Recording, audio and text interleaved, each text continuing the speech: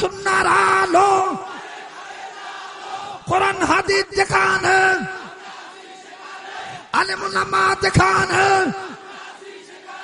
লিল্লাহি তাকবীর। কষ্ট হচ্ছে বাবা? বিরক্ত হচ্ছেন নাকি আপনারা? কোনো ভয় নাই। ভয় আছে? ভয় নাই রে, কোনো ভয় নাই, আল্লাহ যদি থাকে সহায়। কথা বলেন ঠিক কিনা? সবার বলতে হবে ভয় নাই রে, কোনো ভয় নাই, আল্লাহ যদি থাকে সহায়। বলেন ভয় নাই রে নাই, বলেন ভয় নাই রে, কোনো ভয় নাই, আল্লাহ যদি থাকে সহায়। দুর্গম গিরিপথ পাড়ি দিয়ে যায়, দুর্গম গিরিপথ পাড়ি দিয়ে যায়, ভয় নাই রে, কোনো ভয় নাই, আল্লাহ যদি থাকে সহায়। কথা বলেন ঠিক কিনা?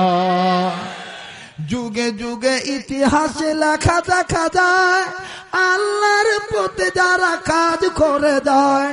যুগে যুগে ইতিহাসে লেখা দেখা যায়, আল্লাহর পথে যারা কাজ করে যায়, বিনা পরীক্ষাতেই পাস নিয়ে হয়।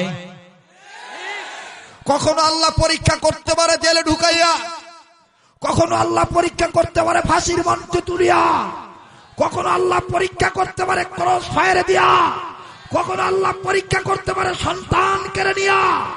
আমরা ইসলামের পক্ষে নাস্তিকদের মোকাবেলায়, মুরতাদের মোকাবেলায় সকল পরীক্ষায় উত্তীর্ণ হতে রাজি আছি, বাতিলের কাছে মাথা নত করতে রাজি নয়।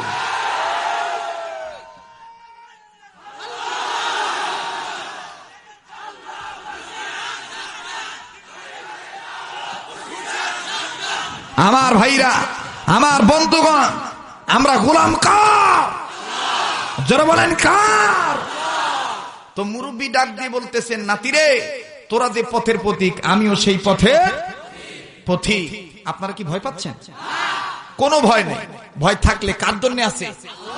যারা বলেন আল্লাহর জন্য। কোন দলীয় বক্তব্য এখানে দেওয়ার জন্য আসি নাই। যা বলবো কোরআনের পক্ষে বলবো, মাজলুম আলেমদের পক্ষে বলবো, মাজলুম মুসলমানের পক্ষে বলবো। আজকে তাকিয়ে দেখেন ইরাকের দিকে, তাকিয়ে দেখেন আফগানের দিকে, তাকিয়ে দেখেন চেচনিয়ার দিকে, তাকিয়ে দেখেন বসনিয়ার দিকে, তাকিয়ে দেখেন সোমালিয়ার দিকে, তাকিয়ে দেখেন সিরিয়ার দিকে, তাকিয়ে দেখেন ফিলিস্তিনের দিকে, তাকিয়ে দেখেন কাশ্মীরের দিকে, তাকিয়ে দেখেন আমার দেশের পার্শ্ববর্তী রাষ্ট্র মায়ানমারের দিকে। কথা বলেন ঠিক কিনা? পিছে ফিরে তাকাবার সময় নাই। সামনে চলছি ইসলামী আন্দোলন করে, সামনে চলতে থাকবো। হয় মরবো, না হয় বাঁচবো। ইসলামের পক্ষে জীবন দিতে গেলে জীবন দিতে রাজি আছি। কোন প্রকার বাধা প্রতিবন্ধকতা মেনে ইসলামী আন্দোলন থেকে এক চুল পরিমাণ পিছপা হতে রাজি না হয়।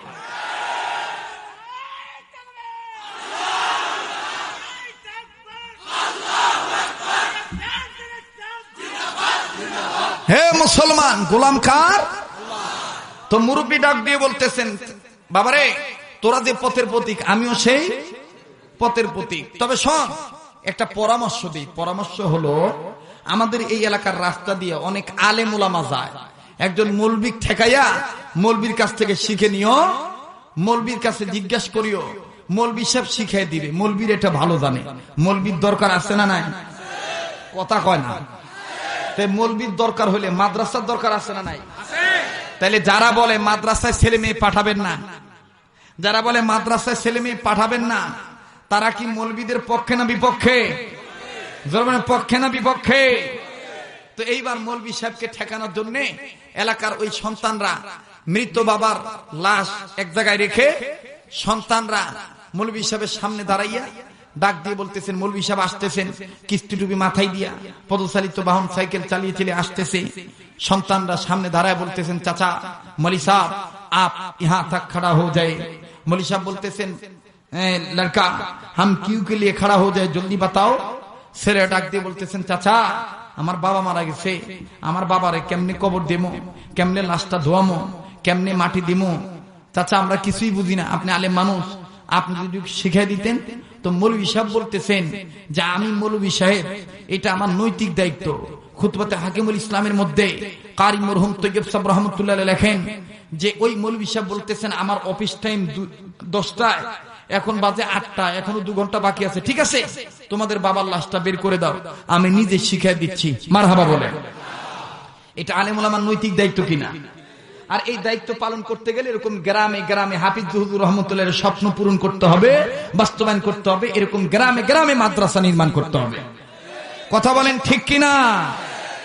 মুসলমান ভাইরা আমার, এ বাজার,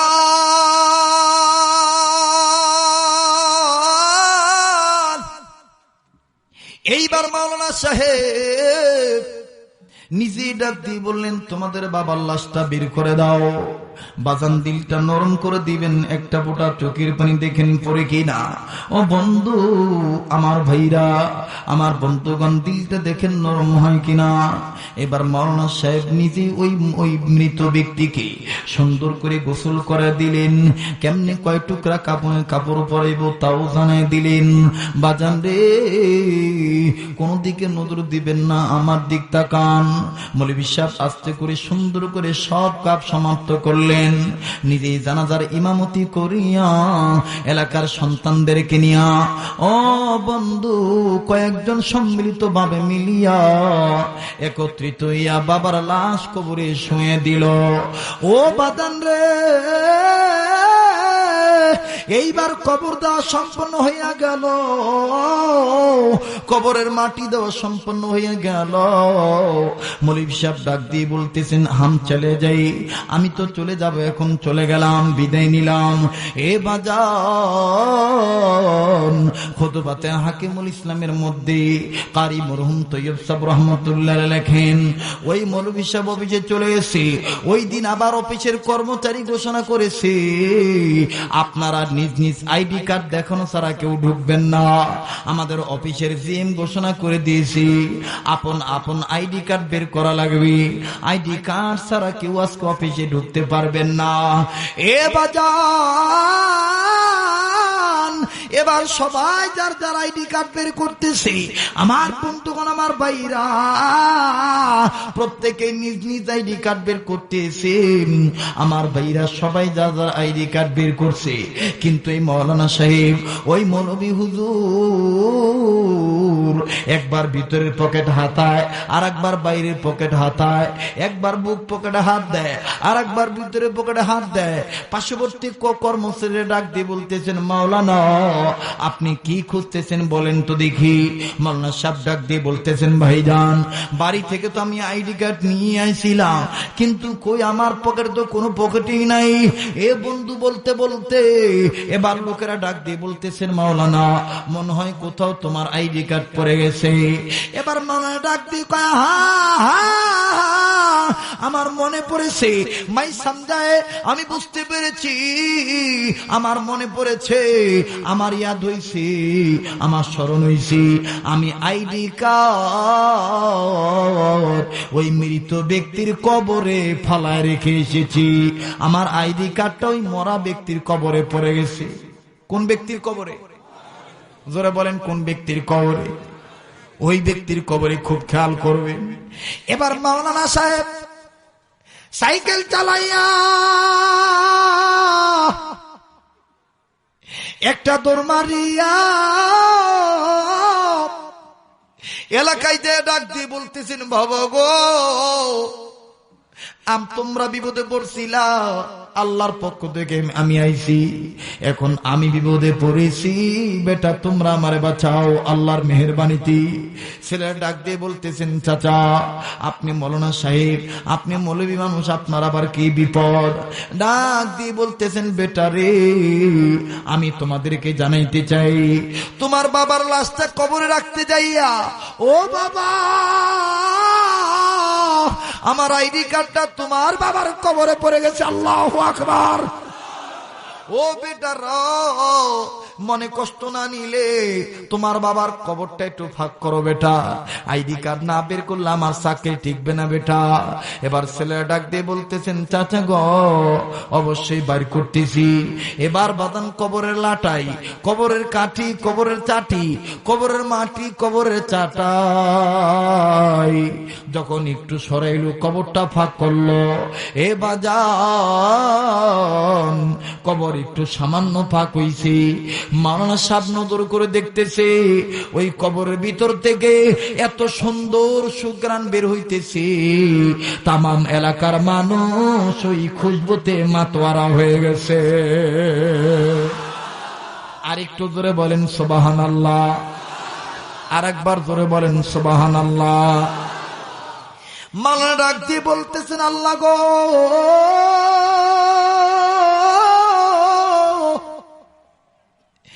ইনি একজন সাধারণ কৃষক মানুষ, মূর্খ মানুষ, লেখাপড়া তেমন জানে না, অশিক্ষিত মানুষ, কিন্তু তার কবরে এত সুন্দর গান কোথা থেকে আইলো আল্লাহ। এ বাজান এবার মাওলানা সাহেব কবরের দিকে উকি মেরে নজর করে দেখি, আমার আল্লাহ এই পুরাটা কবর ফুলের বাগান দিয়া ভরপুর করে দিছে। একটু জোরে বলেন না সুবহানাল্লাহ। মাওলানা সাহেব কারো কাছে কিছু না বলিয়া কবরে আস্তে করে নামিয়া আইডি কার্ডটা তুললেন রে বাবা।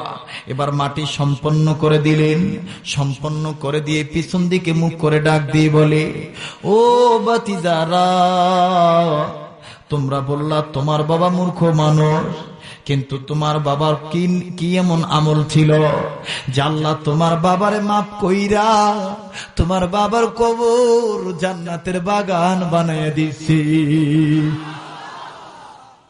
ছেলেরা ধাঁধা করে কান্দে, চোখের পানি ছেড়ে দিয়ে কান্দে, আর ডাক দিয়ে বলে, চাচা গো আল্লাহর কসম করে বলি আমার বাবা মূর্খ মানুষ, আমার বাবা লেখাপড়া জানে না। মাওলানা সাহেব ডাক দিয়ে বলতেছেন, বেটা এ বেটা আমার মনে হয় তোমার বাবার গোপন আমলের খবর জানো না। তবে রে বেটা আমি পাগল হইয়া গেলাম, আল্লাহ পাক এইরকম ভাবে নগদে মাফ কইরা দিতে পারে। আমি আশ্চর্য হয়ে গেলাম। বেটা তোমাদের বাপের কোনো আমলের খবর তোমাদের কাছে জানা নাই, তবে বেটা তোমাদের মাকে ডাকাও, তোমাদের মা স্ত্রী হিসাবে জানা থাকতে পারে, তোমার বাবার কোনো গোপন আমল তার কাছে জানা থাকতে পারে। চিৎকার দিয়ে বলেন মারহাবা। এবার ভাইরা আমার বন্ধুগণ, মহিলাকে ডাকা হলো, ছেলেরা মাকে ডাকতে বলেন, মা গো বাবার কি এমন গোপন আমল ছিল মা, আপনি বলেন তো দেখি মা। মহিলা ডাক দিয়ে বলতেছেন, বেটা আমার তোর বাবার কোনো গোপন আমল আমার কাছে ধরা পড়ে না।